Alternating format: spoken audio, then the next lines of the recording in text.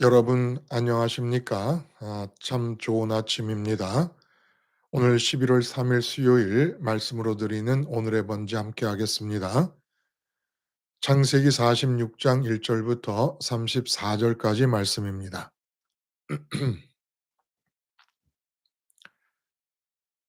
1절부터 4절까지 먼저 같이 읽습니다.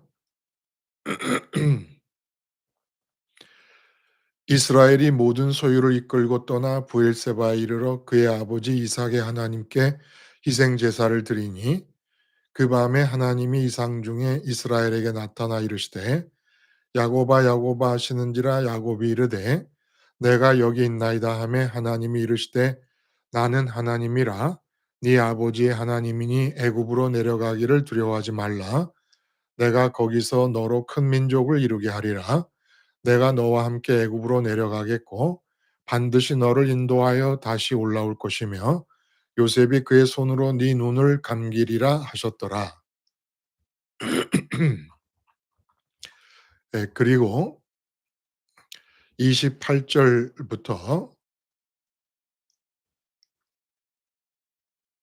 30절까지만 같이 읽겠습니다. 야곱이 유다를 요셉에게 미리 보내어 자기를 고센으로 인도하게 하고 다 고센 땅에 이르니 요셉이 그의 수레를 갖추고 고센으로 올라가서 그의 아버지 이스라엘을 맞으며 그에게 보이고 그의 목을 어긋맞춰 안고 얼마 동안 울매 이스라엘이 요셉에게 이르되 네가 지금까지 살아 있고 내가 네 얼굴을 보았으니 지금 죽어도 족하도다. 오늘 우리가 함께 읽은 말씀 중심으로 낯설고 어색한 세상의 첫발 내딛기라는 제목의 하나님 말씀 증거합니다. 낯설고 어색한 세상의 첫발 내딛기.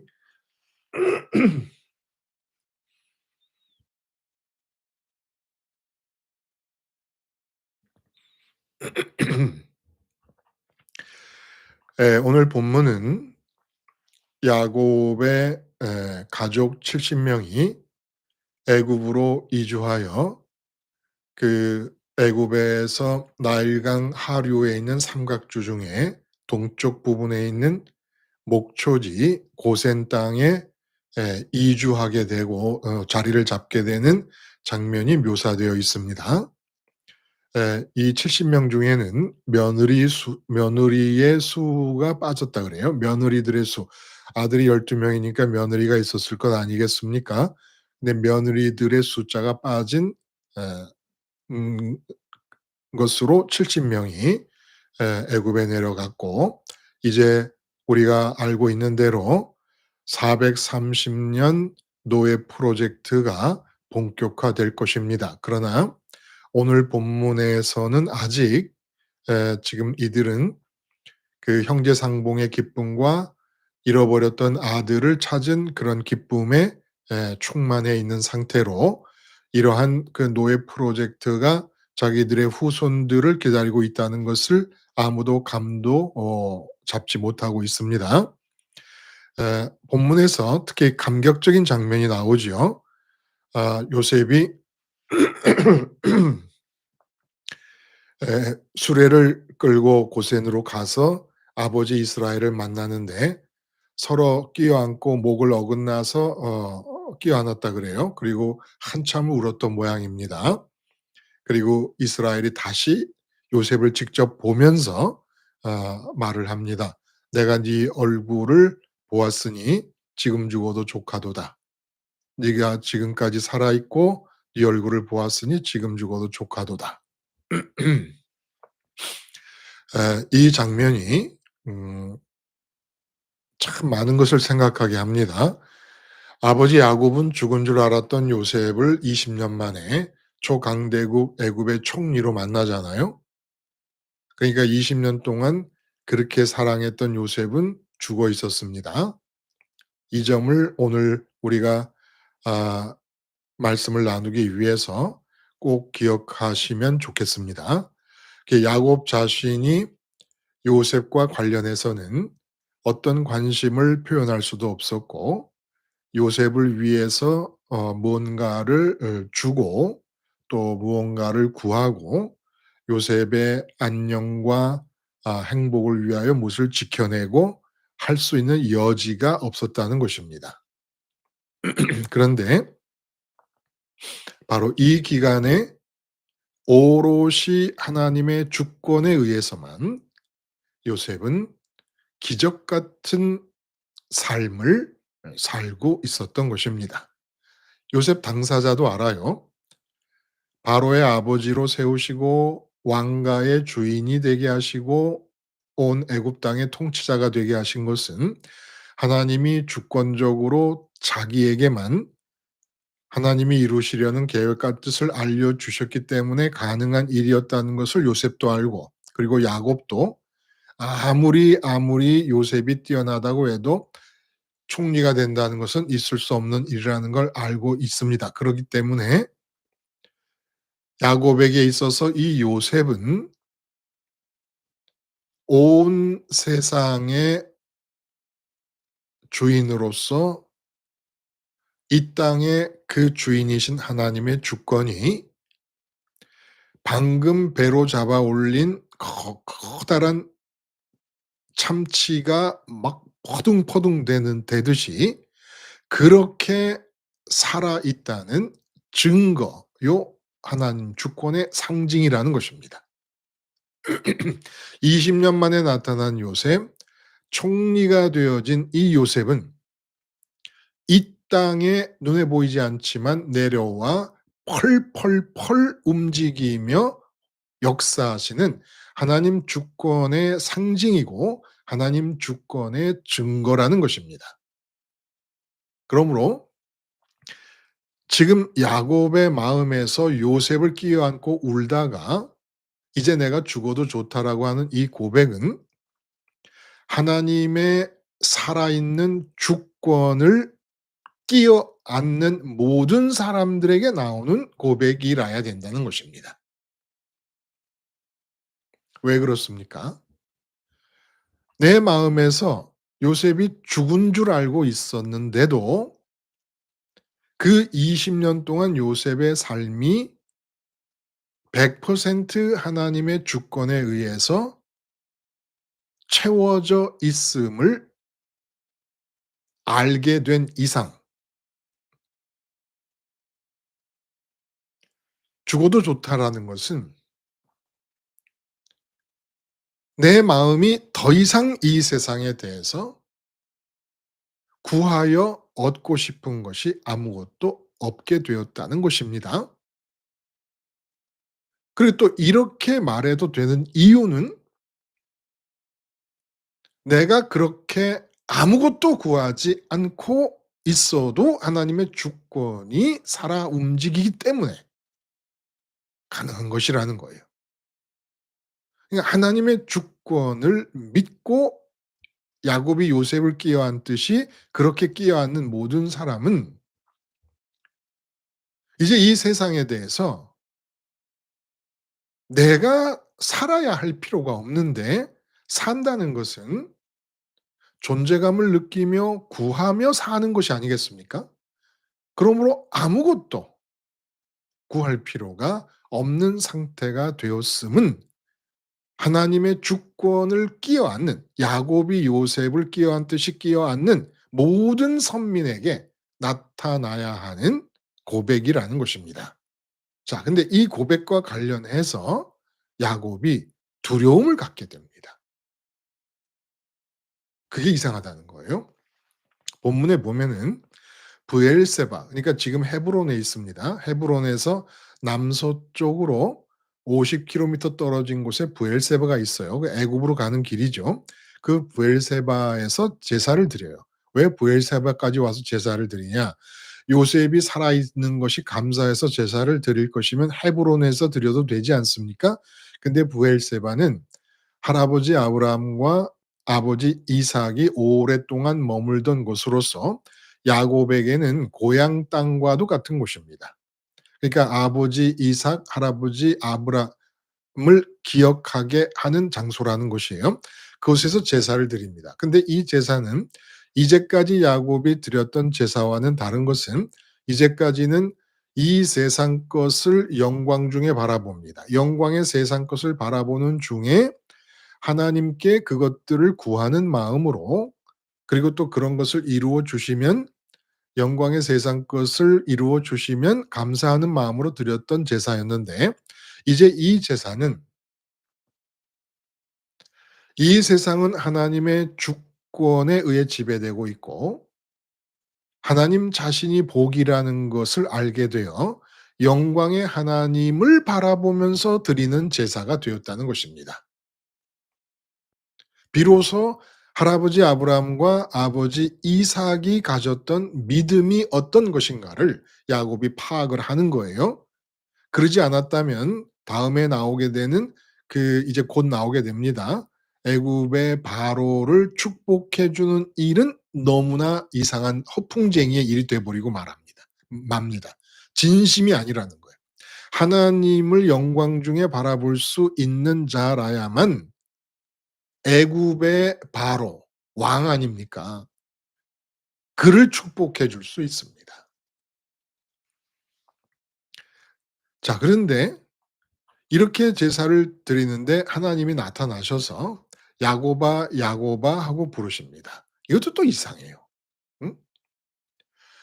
창세기 32 장이나 38장 같은 데 보면 하나님이 그에게 이르시되 "네 이름이 야곱이지만은 네 이름을 다시는 야곱이라 부르지 않겠고 이스라엘이 네 이름이 되리라." 하시고 그가 그의 이름을 이스라엘이라 부르시고, 그리고 또 그 앞에 32장 28 절에는 그가 이르되 네 이름을 다시는 야곱이라 부를 것이 아니요 이스라엘이라 부를 것이니 이는 네가 하나님과 및 사람들과 겨루 이겼음이니라. 이렇게 말씀하셨거든요. 근데 또 여기서 또 야곱아 야곱아 부르세요. 무슨 뜻입니까? 하나님께서 야곱과의 관계를 이스라엘이라고 이름을 부르게 되었던 그 사건 있잖아요. 하나님을 이겨버린 사건. 그 사건 이전으로 돌려서 처음부터 야곱과의 관계를 다시 시작하겠다는 것입니다.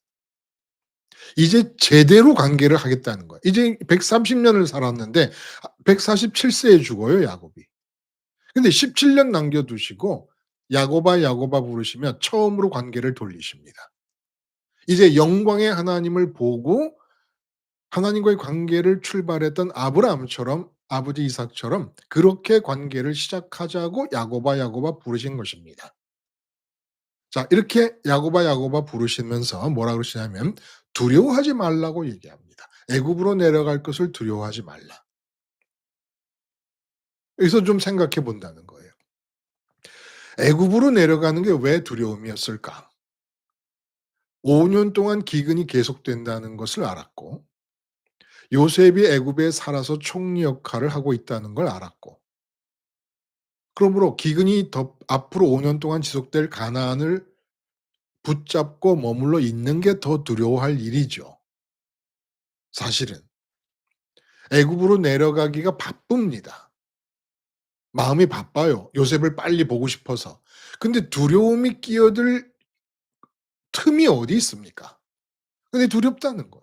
하나님이 두려워하지 말라는 건 두려워했기 때문 아니겠습니까? 그 뭐가 두려웠을까요? 요셉을 만나고 싶은 마음이 간절하지만 그 마음보다 더 강렬한 것은 하나님의 재발견입니다. 요셉은 20년 만에 만나지만 하나님은 77세 때 라반 외삼촌 집에 가다가 만난 뒤로, 개인적으로 만난 뒤로 몇 년입니까? 지금 130 세면은. 음? 53 년이에요, 53 년. 53년 만에 이름으로만 부르던 여호와 하나님을 재발견하는 것입니다. 요셉이 그 하나님의 살아계신 주권의 증거요 상징이 되면서 '이 세상을 향해서는 내가 아무것도 구할 필요가 없었구나.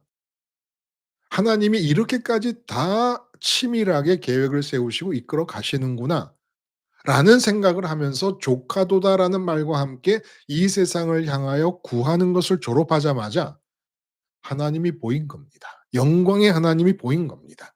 53년 만에 하나님을 재발견합니다. 20년 만에 요셉을 다시 살아있는 자로 만남과 동시에 53년 만에 이름뿐이던 하나님을 영광의 하나님으로 다시 발견하게 됩니다. 자, 이 상태에서 이제 야곱의 두려움이 생기는 거예요. 130년 동안을 어떻게 살았습니까? 영광의 세상 것을 보고 자기가 좋다고 여기는 것을 영광의 세상 것으로 보지 않겠습니까? 그러고 나면 생각하고 판단하고 그것을 얻기 위해서는 어떻게 해야 되는가를 계획하고 뜻하며 추구하고 얻게 된 것들은 지키기 위해서 하나님까지도 이겨 먹으면서 삶을 살았습니다. 한마디로 이 세상을 향하여 야곱의 주체성, 자기 스스로 이 세상 것의 좋고 나쁨을 판단하여 좋다고 여기는 것을 추구하고 나쁘다고 여기는 것을 거부하면서 얻은 것은 지키고 못 얻은 것은 얻겠다고 이를 악물고 싸우며 모든 방해를 제거하기 위하여 하나님과 씨름까지 해가면서 사는 이 주체성, 이것을 움직일 수가 없게 돼버린 겁니다. 자기의 모든 마음과 뜻과 힘을 다한 이 세상에 대한 자발적인 주체성의 결과와 자기가 완전히 마음에서 죽어버렸다고 생각해서 자기의 주체성이 1도 발휘될 수 없었던 요셉의 삶을 비교해 보면 분명히 요셉은 자기가 가장 사랑하던 대상 아닙니까? 가장 사랑하던 대상이었는데 조금도 주체성을 발휘할 수가 없었던 그 20년 기간이 끝나고 요셉을 만났을 때 자기의 주체성이 완전히 100% 개입이 돼서 이룬 일과 자기의 주체성이 하나도 개입되지 않은 상태에서 이루어진 결과를 비교해 보면 이건 눈으로 보고 물리적인 차원에서 비교를 해 봐도 상대가 안 되는 겁니다. 그러므로 이제 이상한 마음의 과제를 떠안게 된 거예요. 눈으로 보면 누구를 상대하더라도 그 상대하는 사람이 사랑하는 사람이면 사랑하는 사람, 미워하는 사람이면 미워하는 사람이라도 어쨌든 그 상대방에게 그리고 나에게 최선이 되려면 20년 동안 요셉이 내 마음에서 죽어 있었던 것과 똑같이 눈으로 보고 마주하는 사람이 내 마음에서 죽어 있는 상태로 되어 있으면서 관계를 해야 된다라는 야곱의 마음속에 생각이 들어온 것입니다.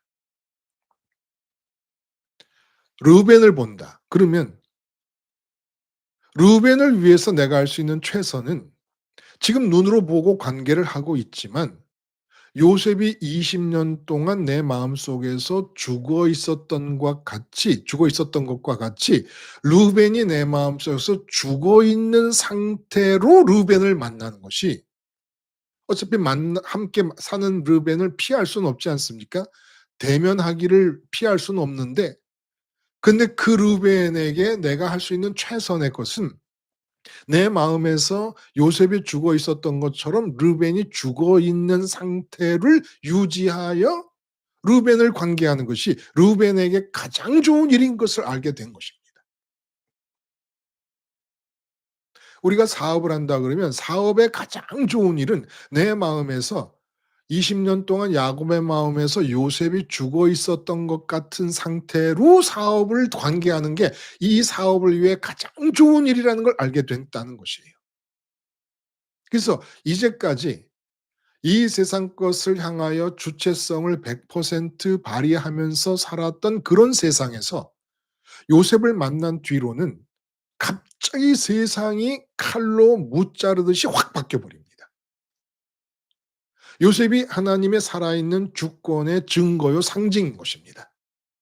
그 하나님의 주권이 지배하는 세상에서 사는 방식은 내가 지금 상대해야 될 대상이 요셉이 야곱의 마음에서 죽어 있었던 것처럼 그렇게 죽어 있는 상태를 유지하면서 상대를 해야 되는 것이에요. 이게 하나님의 주권이 지배하는 세상에서 사람을 대하는 방식이고 사건을 대하는 방식이고 문제를 대하는 방식이라는 거예요.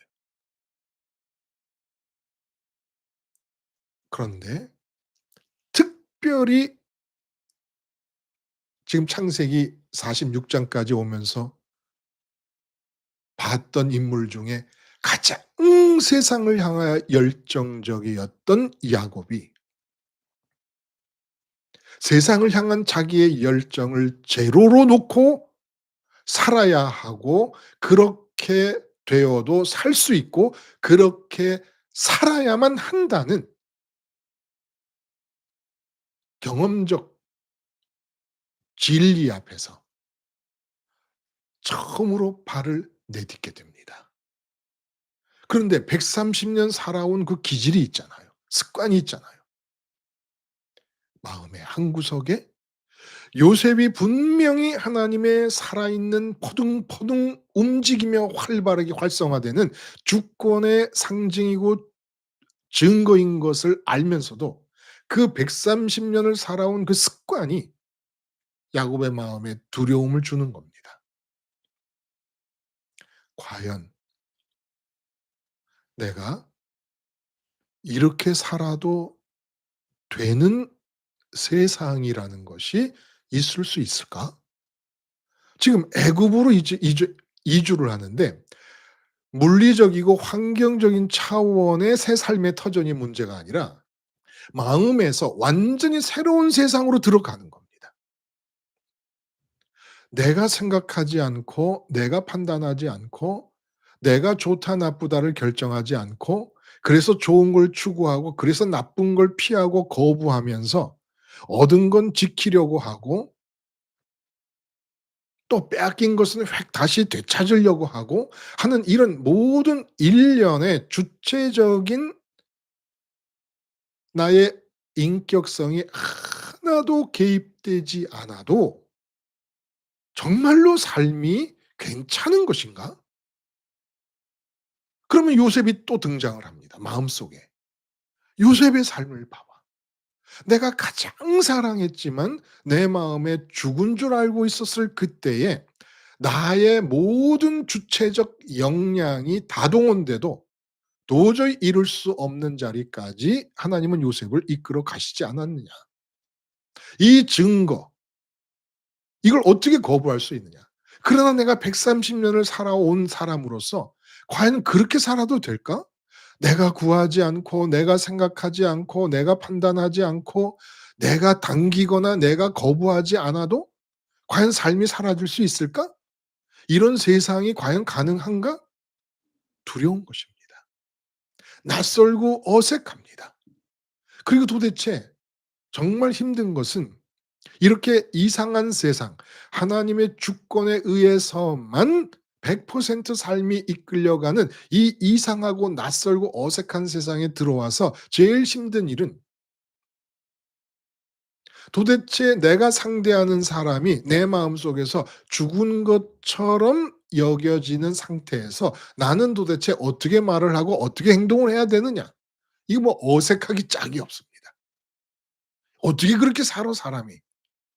라는 생각이 드는 겁니다. 이런 세상이 가능한가? 그래서 하나님께서 야곱아, 야곱아 부르신 거예요. 이 야곱아, 야곱아 부르신 것이 처음으로 관계를 돌리자는 겁니다. 이게 무슨 뜻입니까? 루스 들판으로 내가 너에게 개인적으로 처음 나타날 때 그냥 할아버지와 아버지에게 나의 이름을 들을 때가 아니라 그렇게 듣고 알았던 내 이름이 가리키는 그 하나님으로서 내가 너에게 처음 나타난 그때 루스 들판으로 돌아가라는 거예요. 그 두려워하지 말라는 겁니다. 그때와 똑같이 외삼촌 라반의 집으로 형 에서의 복수가 무서워서 도망갔던 그때 아닙니까? 그때 사닥다리 환상을 보게 됩니다. 그때 지금 느끼는 이 낯설고 어색한 세상 안으로 발을 들여 놨어야 되는 것입니다.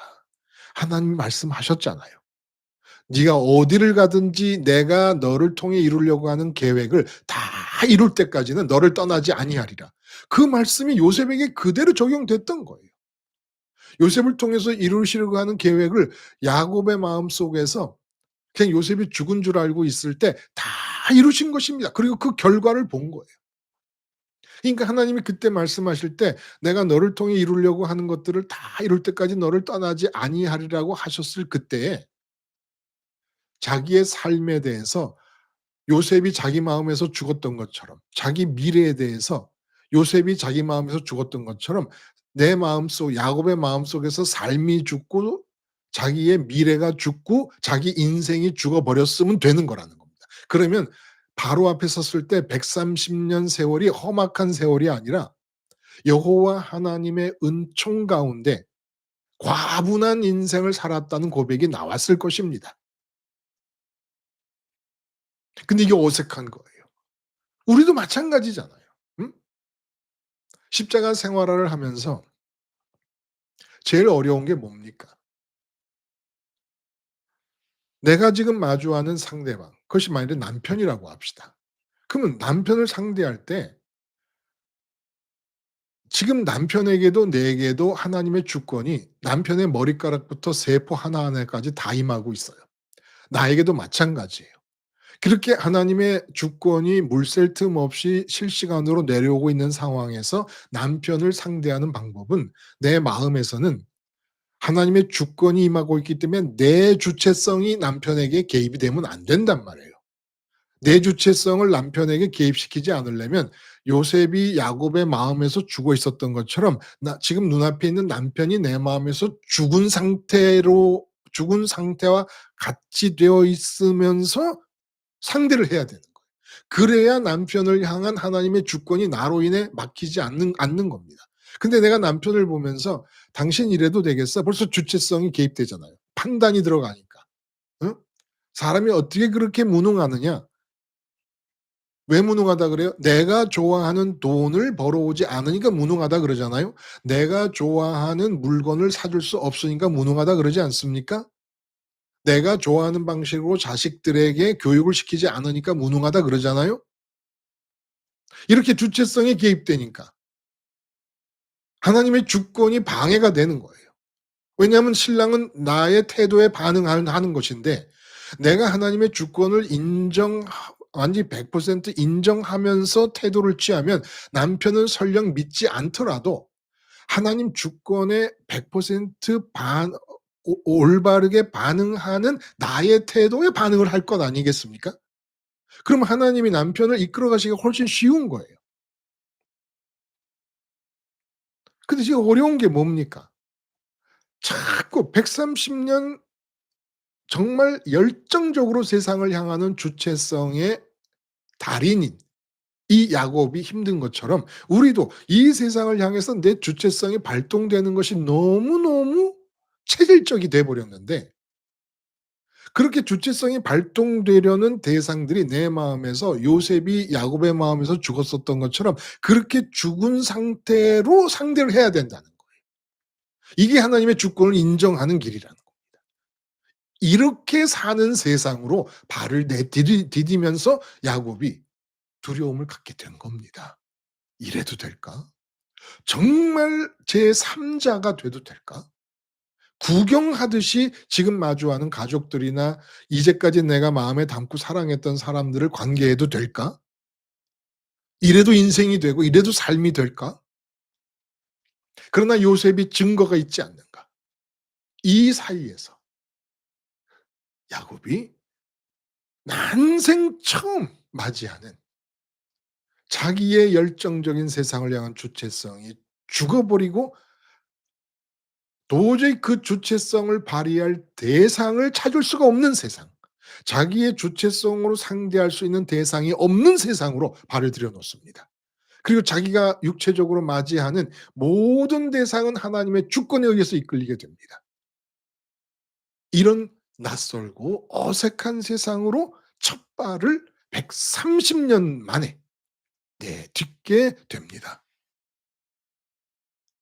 여러분, 어떻게 해야 우리가 어떻게 해야 이 낯설고 어색한 세상에서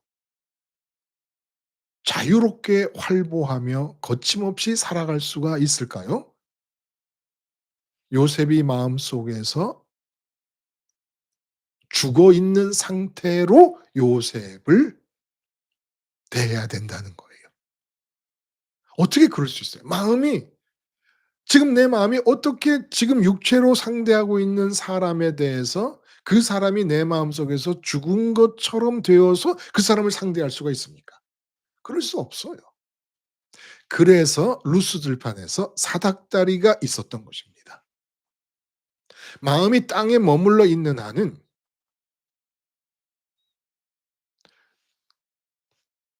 요셉을 눈앞에 보면서 내 마음에 요셉이 죽은 자로 여겨질 수가 없는 것이에요. 야곱의 경우는 진짜 요셉이 실제로 죽은 줄 알고 있었으니까 마음에서 죽은 자가 됐는데, 이제 하나님의 주권을 인정하면서 산다는 것은 무엇이냐? 눈으로 보고 있는 사람이 내 마음에서 죽은 자처럼 된 상태에서 그 사람을 상대해야 되는데 어떻게 그럴 수 있습니까? 사닥다리 타고 하늘로 올라가라는 거예요. 마음이 이 땅에 머물러 있으면 절대로 지금 마주하고 상대하는 사람이 내 마음에서 죽은 자처럼 여겨지는 가운데 그 사람을 관계할 수가 없다는 것입니다. 그렇게 되면 내 주체성이 그 사람에게 개입될 수밖에 없는 것이고, 그러면 하나님의 주권이 방해를 받는다는 거예요. 나를 향한 주권, 그를 향한 주권이. 그러므로 내 마음은 빼내라는 겁니다. 내 마음이 사닥다리 타고 하늘로 올라가 하나님을 직면한 상태에서만, 하나님을 직면하고 있기 때문에 내 마음에서는 지금 몸으로 상대하는 사람이 죽은 사람인 것처럼 될 수가 있다는 것이에요. 기억하세요. 20년 동안 야곱의 마음에서는 요셉은 죽은 자였습니다. 그랬기 때문에 세상을 향해 특별히 열정적인 주체성의 달인인 야곱의 관여가 차단됐습니다. 그렇기 때문에 100% 하나님의 주권만으로 요셉의 인생이 이끌림을 받을 수 있었습니다. 야곱의 입장에서 보면. 이렇게 내가 상대하는 사람이 내 마음속에서 죽은 자처럼 여겨짐으로써 내 주체성이 그를 향해서는 조금도 움직이지 않는 상태가 되어야 하나님의 주권은 내가 상대하는 사람에게 내려올 수 있다는 거예요.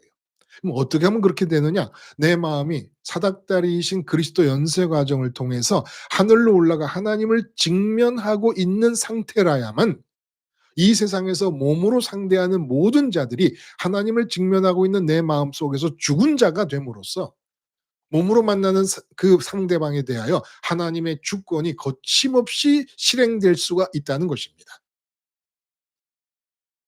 세상 그 누구도 이렇게 살고 있지 않습니다. 우리도 이렇게 살아오지 않았었습니다. 어색해요. 낯설어요. 그리고 과연 그렇게까지 이 세상에 나의 주체적인 생각과 판단과 노력과 수고가 들어가지 않아도 삶이 될 수 있을까라는 의구심과 함께 두려움이 생기는 것도 사실입니다. 여기에 요셉의 인생이, 성경에 기록된 요셉의 인생이 야곱에게뿐만 아니라 우리에게도 하나님의 주권의 상징이고 주권의 증거가 됩니다. 성경이 거짓말을 했겠습니까? 만들어낸 인물을 기록했겠습니까? 성령의 감동으로 쓰여진 이 성경 속의 요셉은 이 세상을 하나님이 완벽하게 주권적으로 이끌어 가신다는 것에 대한 상징이고 증거입니다. 이 요셉의 증거가 예수님에게서 완성되고 있습니다. 그래서 요셉을 끼워안다는 건 하나님의 주권을 끼워안다는 건데, 예수님 십자가 예수님을 끼워안음으로써 이 세상에 내려오는 하나님의 주권을 온전히 수용할 수 있다는 거예요. 예수님의 십자가에서 예수님과 함께 연합을 하게 됩니다. 세상을 향해 주체성을 발동하던 내가 죽습니다. 예수님과 함께 연애 하늘로 올라가 사닥다리 그리스도 연쇄 과정을 따라 올라가서 하나님을 마주하면 이 세상에 대해서 비로소 하나님의 완전한 주권을 완전하게 인정하는 것이 된다는 것이에요. 요셉을 끼워안는다. 야곱이 주권의 상징이고 주권의 증거인 요셉을 끼워안다. 우리가 십자가를 끼워안는 것은 이유가 뭡니까? 이 땅에 하나님의 주권이 임하고 있기 때문에 내가 더 이상 내 삶을 살 필요가 없다라는 것을 고백하는 것이에요. 나는 이 세상에 대해서 죽어도 된다. 이 세상은 내 속에서 죽어 있어도 된다. 내가 몸으로 만나는 모든 대상은 죽어 있어도 된다. 내 마음은 하늘로 올라가야 그것이 가능해진다는 것입니다. 하늘로 올라가지 않는 한 육체로 만나는 대상을 향하여 내 주체성이 발동될 수밖에 없는 것이에요. 여러분 지금도 여러분 마음속에 의문이 들죠. '그렇게 살 수 있을까? 그래도 삶이 될까?' 내 삶이 내 마음에서 요셉이 죽었던 것처럼 그렇게 야곱의 마음에서 죽었던 것처럼 내 속에서 죽어도 내 삶이 될까? 야곱이 그 두려움을 갖고 있었다는 것입니다. 그러면서 130년 만에 처음으로 이 이상한 세상, 모든 사람이 자기 인생을 마음에 품고 육체로 만나는 모든 대상을 마음으로 품고 주체성을 발휘하며 살아가는 이 세상에서 상대하는 모든 자들이 마음에서 죽어 있어서 주체성이 1도 발휘될 수 없이 살아가는 이상한 세상으로 발을 들여놓는 것이 애굽으로의 이주 과정을 통하여 우리에게 드러나 보여진 것입니다. 여러분, 어색하고 낯설 수 있지만 하나님의 확증이 주어진 세상입니다. 오늘도 야곱이 요셉을 끼어안고 말하듯이 족하다고 말하듯이 십자가 예수님을 끼어안고 이 세상에 대해서는 나의 주체성이 더 이상 발동될 필요가 없을 만큼 족하다는 고백과 함께 영광의 하나님을 오늘도 다시 발견하고 그 하나님께 내 주체성을 100% 몰빵하여 투입하실 수 있기를 바랍니다. 그래서 내 몸으로 만나는 모든 대상이 내 마음에서 죽게 된다면 요셉에게 그랬던 것처럼 하나님의 주권은 펄펄 피둥피둥 살아서 내가 몸으로 관계하는 모든 대상들에게 미치고 그들을 이끌어 가실 것입니다. 기도하시겠습니다. 하나님 아버지, 오늘도 주님의 십자가를 잊지 않으므로 당연히 낯설고 어색하게 느껴져야 될 이 세상이 가장 편안하고 제가 가장 능숙하게 살아갈 수 있는 세상이 되게 하시며 물을 만난 고기처럼 살아갈 수 있는 하루가 되게 하여 주시옵소서. 예수님의 이름으로 기도드리옵나이다. 아멘.